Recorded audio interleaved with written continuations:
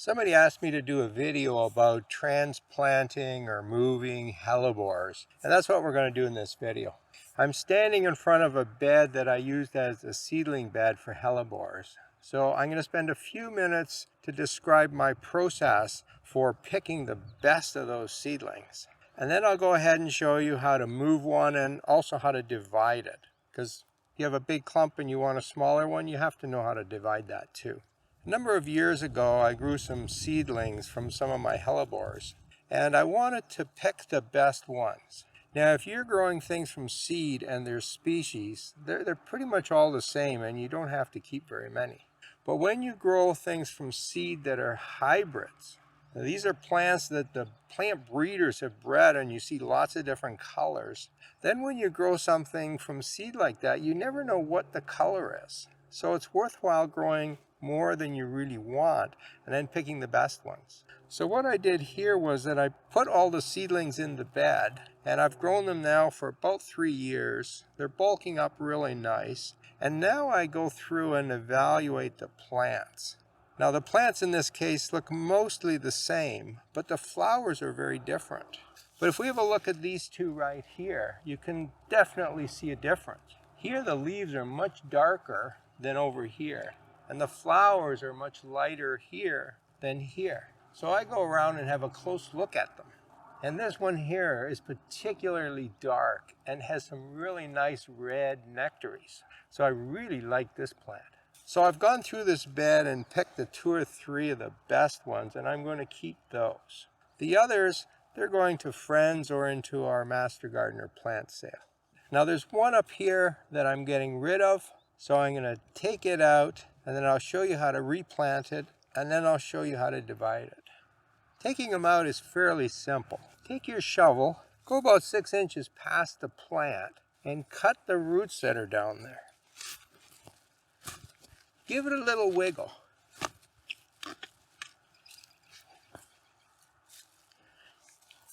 Move over a few inches and do it again.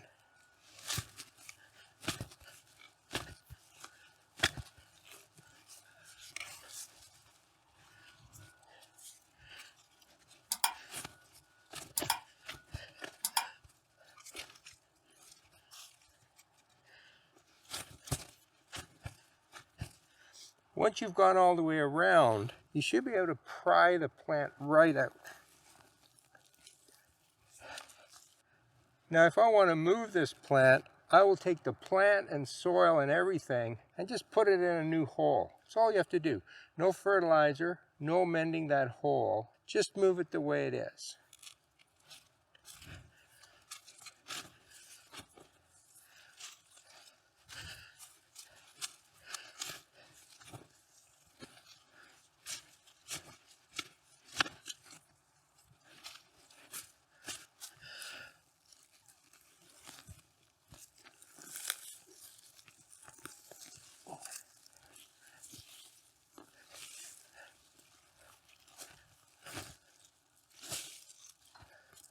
Plant this at the same height as it was over there.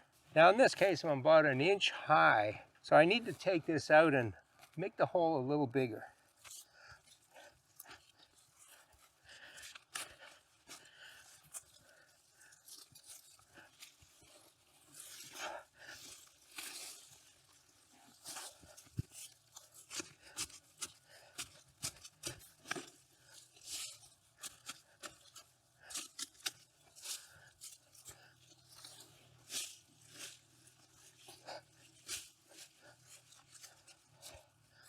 Now just put a little soil around the edge here to fill it up, water it in, and you're finished. So when is the best time to move a hellebore? Well, right now they're in full flower. And to be honest, the best time would have been about a month ago before the buds open. Or you can even do it in fall. But I found these hellebores are very tough, and you can move them pretty much anytime you want, except right in the middle of summer when it's really hot. They're really not very fussy and easy to move. Now to split this, I could split it here. And what I usually do is just take my shovel and cut it down the middle of the plant. And then I'll put one over there and one over here. But I want to show you that up close and a different way to do that. So I'm going to take this back to my potting shelf and we'll do the splitting there. Now that I have this hellebore on my workbench, I had a closer look at the flowers. It looks as if the flowers at the back of this bunch are different than the ones at the front. Not by a lot, but they are a little different. This one's darker. This one's a more green color. Now, if you wanted to separate these and have two clumps of the different colors, then it's important that you cut in the right spot. If you really don't care if they're mixed a bit, it doesn't matter so much. The next step in deciding what to do here is to figure out how many clumps you actually want. Now, I probably could divide this into 8 plants, but then each one would be quite tiny and then I'd have to wait for it to grow again. And that's not something I really want to do. I'd rather have a larger clump. I think it would split really nicely in half, and that would give me 2 large plants. Thirds would be all right too, and quarters would work, but I wouldn't go any smaller than that. I'm going to show you how to divide this in half. What I like to use for this is a knife. It's quite sharp here. It's a serrated steak knife. And the trick is to find a good spot in the center to do the division. And you just have to look. I mean, I can't really tell you where the best spot is. Just try to cut as few of the stems as possible. Have a look for new growth.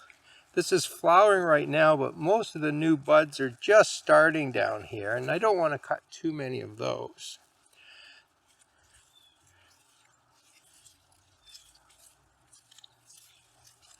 And I think I'm going to try to divide this into 2 so that the green ones are on one side.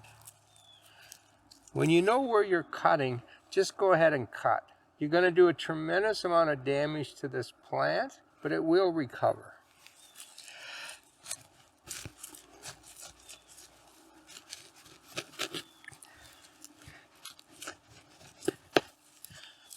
I usually cut one side and then see if I can split it by hand.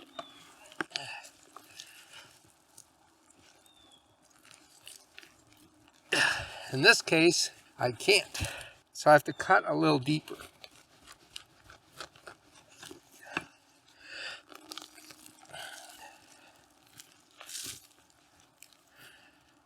So you can see all the roots here that I cut. This was one big ball of rhizomes here, and we had to cut it in half. There's lots of good roots going out this way, and this will heal itself. The next thing I do is have a look in here and maybe pull off some of these pieces that are obviously not going to do very well.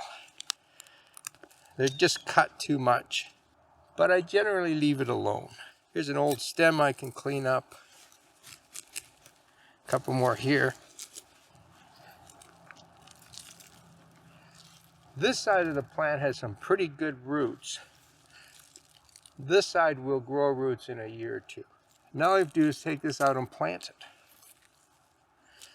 Here's a piece that didn't make it.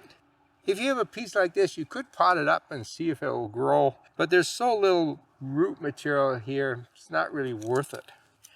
Here's another one that got cut pretty bad, and you might as well just discard it. There's some new shoots coming here. Another one over here. Well, this one's cut off, so that one's no good. Another one over here. And again, the back side looks pretty good. There's one other decision that you have to make. What are you going to do about the flowers?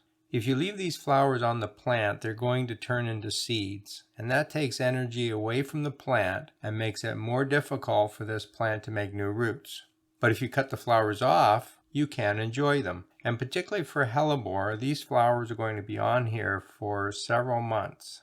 Normally I would take the flowers off. I'd rather get rid of the flowers this year and have a healthier plant next year.